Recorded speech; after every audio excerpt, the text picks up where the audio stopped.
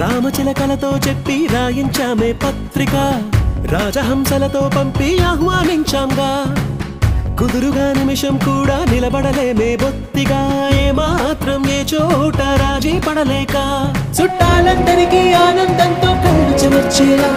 గిట్టని వాళ్ళైనా ఆశ్చర్యంతో కన్నులు విచ్చేలా కలల్లోనైనా కన్నామా కథలైనా విన్నామా ఈ వైభోగం అపురూపం అనుకుంటానమ్మా అందాల కుందనపు బొమ్మవని